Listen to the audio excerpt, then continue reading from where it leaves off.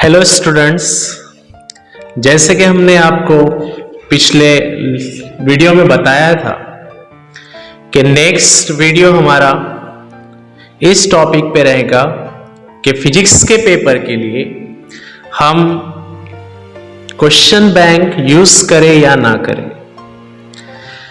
तो उससे पहले मैं आपको थोड़ा फिजिक्स का ओवरव्यू कराना चाहता हूं। सबसे पहले तो आप जब फिजिक्स की स्टडी कर रहे हो तो आप यूनिट्स का वेटेज जरूर देखें। फिजिक्स में टोटल 16 यूनिट्स हैं और अगर हम उनकी मार्किंग स्कीम देखें तो मार्क्स विथ ऑप्शन टोटल हो जाते हैं 98 और फिजिक्स का पेपर वो आएगा 70 मार्क्स का।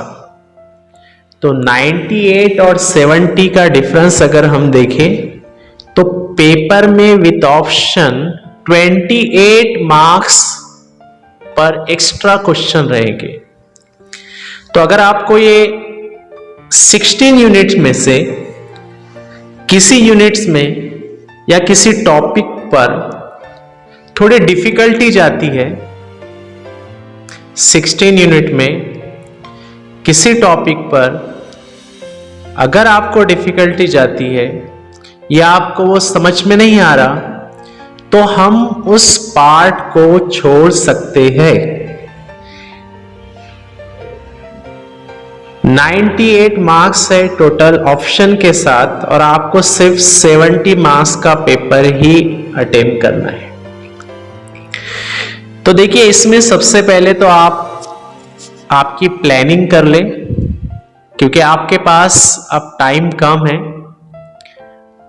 और फिजिक्स एक इम्पॉर्टेंट सब्जेक्ट होने की वजह से उसका टेंशन भी ज्यादा रहता है।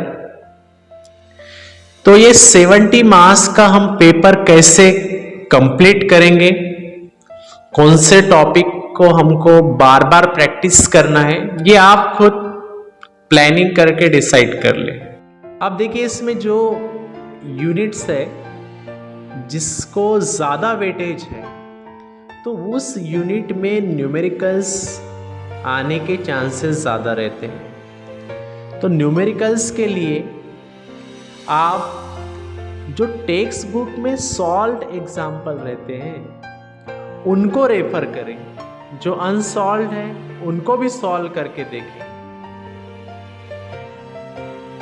3.5 आवर का आपको ड्यूरेशन मिल रहा है थ्योरी पेपर को लिखने के लिए। आई थिंक ये सफिशिएंट होगा 70 मार्क्स के पेपर के लिए। तो अब ये देखना है हमको कि इस फिजिक्स के पेपर के लिए हम क्वेश्चन बैंक रेफर करें या ना करें। तो देखिए, अगर आपकी स्टडी कंप्लीट हो जाती है 16 यूनिट्स की और इसके जो मेन टॉपिक्स है अगर वो आप कवर कर लेते हैं, उसके बाद अगर आप क्वेश्चन पेपर को देखते हैं तो मेरे ख्याल से आपको उसका ज़्यादा बेनिफिट होगा। यानी क्वेश्चन पेपर पे हमको डिपेंड नहीं रहना है। ये नहीं सोचना है कि क्वेश्चन पेपर के जो क्वेश्चन है वो क्वेश्चन बैंक में से आएंगे।